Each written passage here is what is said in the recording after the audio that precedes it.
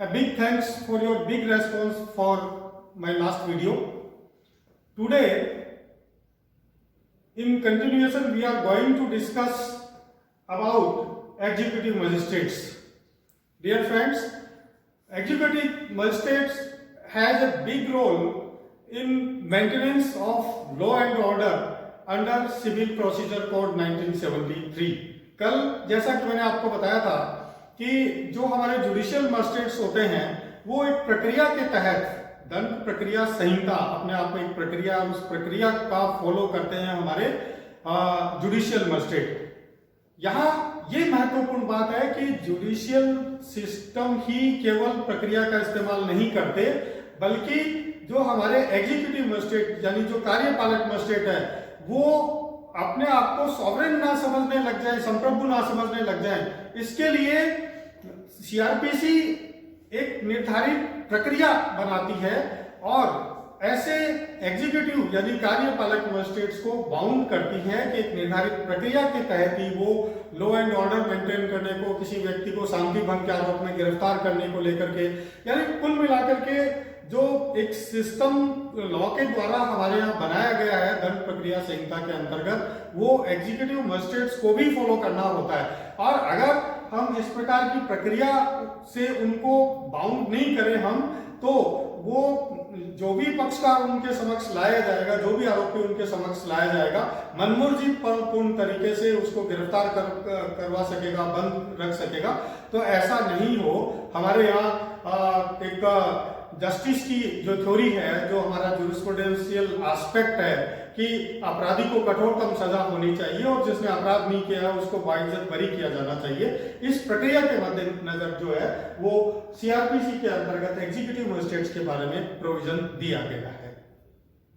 कल के वीडियो में जो हमने जुडिशियल मजिस्ट्रेट देखे थे, ठीक उसी प्रकार से हमारी जो कार्यपालिका है, लोकतंत्र का एक हिस्सा है, वो किस प्रकार से कार्य करते हैं और उनको किस प्रकार से सीआरपीसी की प्रक्रियाओं की अनुपालना करनी होती है, इसके बारे में सीआरपीसी के अंतर्गत सेक्शन 21, 22 और 23 में प्रोविजन दिए गए हैं। इसके साथ ही हम इनका जो चैनल है एडमिनिस्ट्रेटिव ऑफिसर्स का, एग्जीक्यूटिव मजिस्ट्रेट्स का, वो भी हम देखेंगे और ये भी देखेंगे कि डिस्ट्रिक्ट जज कौन होता है और डिस्ट्रिक्ट मजिस्ट्रेट कौन होता है। लेकिन सबसे पहले हम ये देखते हैं कि एग्जीक्यूटिव मजिस्ट्रेट कौन होता है और उनको क्या पावर्स दिए गए होते हैं, उनकी लोकल जुरिस्डिक्शन क्या होती है और वो किसके सबऑर्डिनेट होते हैं। तो ये सेक्शन 21, 22 और 23 के जो प्रोविजन दिए गए हैं वो एग्जीक्यूटिव मजिस्ट्रेट्स के लिए भी महत्वपूर्ण है और आम जनता के लिए भी महत्वपूर्ण है। तो हम देखेंगे कि जो सेक्शन 21 है वो कहती है स्पेशल एग्जीक्यूटिव मजिस्ट्रेट, विशेष कार्यपालक मजिस्ट्रेट। राज्य सरकार जितनी संख्या में चाहे ऐसे कार्यपालक मजिस्ट्रेटों की नियुक्ति कर सकेगी, उनकी क्वालिफिकेशन और उनका जुरिस्डिक्शन निर्धारित कर सकेगी। तो सेक्शन 21 तो इस प्रकार के मजिस्ट्रेट्स की नियुक्ति के बारे में प्रोविजन करती है कि कब और किन परिस्थितियों में स्पेशल एग्जीक्यूटिव मजिस्ट्रेट यानी विशेष कार्यपालक मजिस्ट्रेट्स की जो नियुक्ति की जा सकती है। अभी अभी आपने देखा होगा कि मुहर्रम का पर्व आया और हर जिले में कई 15, कई 20 जो वो स्पेशल एग्जीक्यूटिव मजिस्ट्रेट्स बना दिए। इसके साथ ही हम ये भी देखते हैं कि जैसे अभी कुछ समय पहले इलेक्शंस हुए हैं, आगे आने वाले समय में पंचायत के चुनाव होने वाले हैं, तो जहां भी गवर्नमेंट को ऐसा लगता है या सरकार को ऐसा लगता है कि कहीं भी शांति भंग हो सकती है या किसी प्रकार से वहां लॉ एंड ऑर्डर भंग किया जा सकता है, तो उसको किस प्रकार से मेंटेन करें, इसके लिए अलग अलग स्थानों पर स्पेशल एग्जीक्यूटिव मजिस्ट्रेट्स की नियुक्ति की जाती है, जो कि दंड प्रक्रिया संहिता के प्रावधानों के अंतर्गत उनको वेरियस पावर्स के साथ लेस किया जाता है, उनको इस प्रकार की ड्यूटीज दी जाती है ताकि वो आईपीसी की विभिन्न धाराओं के अंतर्गत ऐसे व्यक्तियों को गिरफ्तार कर सके और लॉ एंड ऑर्डर को मेंटेन कर सके, शांति भंग होने से बचा सके। तो इस प्रकार से हम देखते हैं कि राज्य सरकार जितनी संख्या में चाहे इस प्रकार के कार्यपालक मजिस्ट्रेट जो वो विशेष कार्यपालक मजिस्ट्रेट नियुक्त कर सकती है। पहले हम ये दो और सेक्शंस देखेंगे, फिर मैं आपको बताऊंगा कि कार्यपालक मजिस्ट्रेट होता कौन है। सेक्शन 22 कहती है local jurisdiction of executive magistrates. Executive magistrate यानी जो कार्यपालक मजिस्ट्रेट होता है वो उसका क्षेत्राधिकार क्या है, उसका जुरिस्डिक्शन क्या है। सामान्यतः अब इसको आप यूं समझ लीजिए कि जैसे एक आरएस अधिकारी है और वो एसडीएम है चूरू का, या मान लीजिए कहीं भी अलवर का या बूंदी का या रतनगढ़ का या सरदारसर का, तो वो बीइंग एसडीएम, देखिए मैं आपको बताना चाहूंगा कि जो आरएस है उसको एसडीएम लगाते हैं, इसका मतलब हो गया सब डिविजनल मजिस्ट्रेट। और अगर ये एसडीओ है तो क्या हुआ, सब डिविजनल ऑफिसर यानी उपखंड अधिकारी। और अगर वो एसडीएम है तो सब डिविजनल मजिस्ट्रेट यानी उपखंड मजिस्ट्रेट। तो ये जहां शब्द मजिस्ट्रेट आ जाता है वहां सीआरपीसी के अंतर्गत इसको पावर्स मिल जाती है और वो एक क्वासी जुडिशियल ऑफिसर की तरह, अर्ध न्यायिक अधिकारी की तरह अपने कार्य की अनुपालना करता है, जो कि आईपीसी और सीआरपीसी के प्रावधानों के अंतर्गत जो लोग शांति भंग करते हैं या दूसरी विभिन्न धाराओं में जो शक्तियां राज्य सरकार के द्वारा उसको प्रदत्त की गई उनको काम में लेते हुए लॉ एंड ऑर्डर को मेंटेन करता है।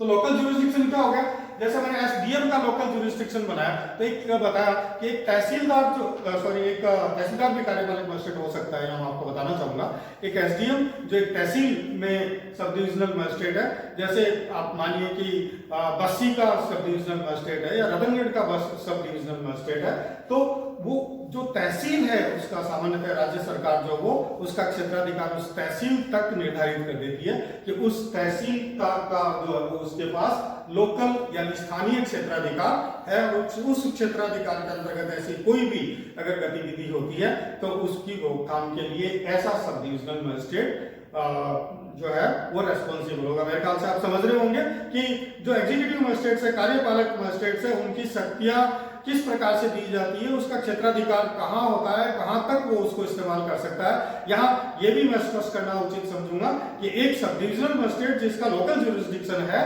वो केवल अपने लोकल ज्यूरिसडिक्शन तक ही सीआरपीसी के तहत दी जाने वाली पावर्स का इस्तेमाल कर सकता है, बाकी वो इस्तेमाल नहीं कर सकता है। अगर चूरू का कोई एसडीएम है तो वो झुंझुनू के या बिसाऊ के क्षेत्र में जाकर के उसका इस्तेमाल नहीं कर सकता। ठीक है, तो ये सेक्शन 22 थी local jurisdiction of executive magistrate. और अब नेक्स्ट हम देखेंगे section 23 subordination of executive magistrate. देखिए दोस्तों, ये यहाँ इसके माध्यम से मैं आपको ये समझाना चाहूंगा कि सबऑर्डिनेशन ऑफ एग्जीक्यूटिव मजिस्ट्रेट किस प्रकार से होता है। देखिए यहाँ मैंने आपको ये बताया था कि जो डीएम होता है यानी डिस्ट्रिक्ट मजिस्ट्रेट, ये कौन होता है, सामान्यतः हम जिसे कलेक्टर कहते हैं वही डिस्ट्रिक्ट मजिस्ट्रेट भी होता है। अगर कलेक्टर वो है तो एक वो ऑफिसर की हैसियत से कार्य कर रहा है, और अगर वो डीएम है उसी कुर्सी पे बैठ के दोनों प्रकार के एक ही व्यक्ति कार्य करते हैं तो वो डीएम के रूप में कार्य कर रहा है, तो वो उस जिले का मजिस्ट्रेट हो गया। यहाँ सेक्शन 22 में एक डिस्ट्रिक्ट मजिस्ट्रेट का लोकल ज्यूरिसडिक्शन उसका पूरा जिला जो है वो हो गया। तो पूरे जिले के अंतर्गत पूरे जिले का एक तरह से हम ये कहते हैं कि वो मजिस्ट्रेट हो गया। अब जब हम सेक्शन 23 के अंतर्गत सबऑर्डिनेशन ऑफ एग्जीक्यूटिव मजिस्ट्रेट देखेंगे तो देखिए आप मान लीजिए एक कोई भी जिला है, कोई भी एक डिस्ट्रिक्ट हम लेंगे, हम चूरू की बात करें तो चूरू में 7 तहसीलें हैं, तो 7 तहसीलों के अंतर्गत 7 जो है वो क्या हो गए, एसडीएम हो गए। 7 एसडीएम किसके अधीन आ गए, डिस्ट्रिक्ट मजिस्ट्रेट के अधीन आ गए। यानी एक जो डिस्ट्रिक्ट मजिस्ट्रेट है हमारा कलेक्टर है उसके अधीन, उसके अंडर में जितने भी एसडीएम आ रहे हैं वो क्या हो गए, इनके अधीन आ गए। तो क्या हो गया, सबऑर्डिनेशन ऑफ एग्जीक्यूटिव मजिस्ट्रेट किसका हो गया, कि डिस्ट्रिक्ट मजिस्ट्रेट के सबऑर्डिनेट है एसडीएम।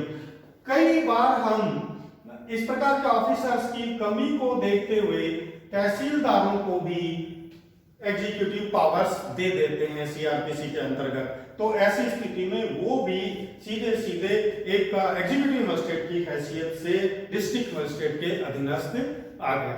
तो ये जो आपको न्यायालयों की अधीनस्थता हो गई।